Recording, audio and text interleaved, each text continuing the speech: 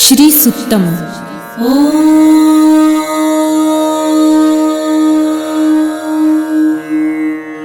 हिरण्यवर्णां हरिणीं सुवर्णरजतस्रजां चन्द्रां हिरण्मयीं लक्ष्मीं जातवेदो महावह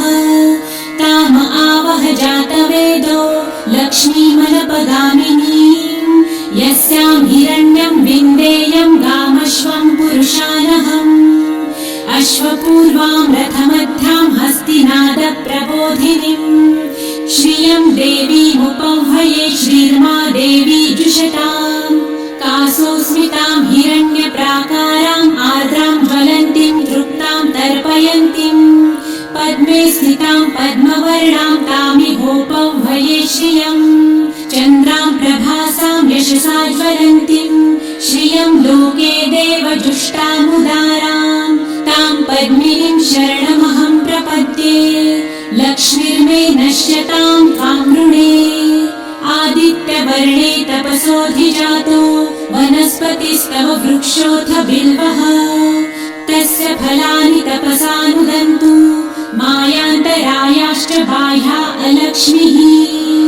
उपैतु मां देवसखः कीर्तिश्च मणिना सह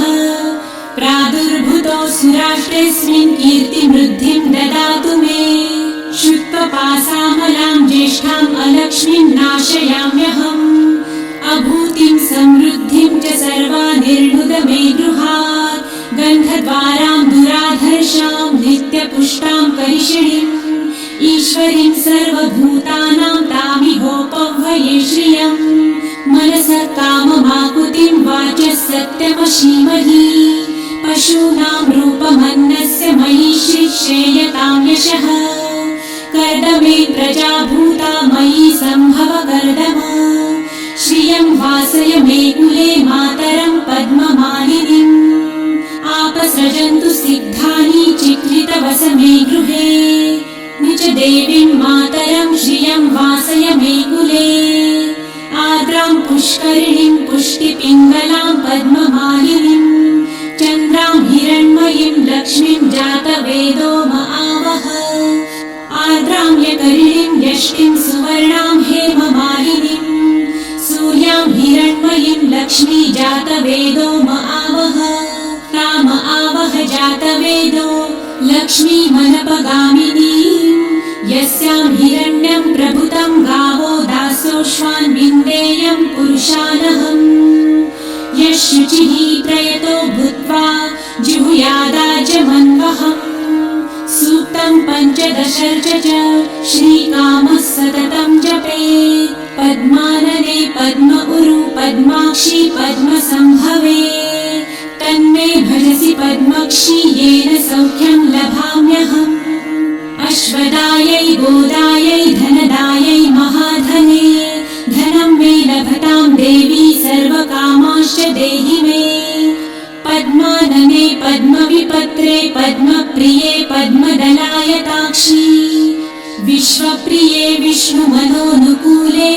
त्वत्पादपद्मं मयि सन्निधस्त्वम् पुत्रपौत्रं धनं धान्यं हस्ताश्वादिगवेरथम् प्रजानां भवसि माता आयुष्मन्तं करोतु मे धनमग्निर्धनं वायुर्धनं सूर्यो धनं वसु धनमिन्द्रो बृहस्पतिर्वरुणं धनमस्तु मे वैनतेय सोमं पिबतु वृतः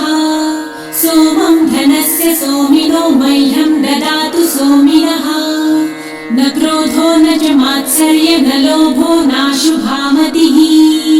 भवन्ति कृतपुण्यानां भक्तानां श्रीसूक्तं जपेत् सरसिजनिलये सरोजहस्ते धवलतरां सुखगन्धमाल्यशोभे भगवती हरिवल्लभे मनोज्ञे त्रिभुवनभूतिकरी प्रसीद मह्यम् विष्णुपत्नीं क्षमां देवी माधवी माधवप्रियां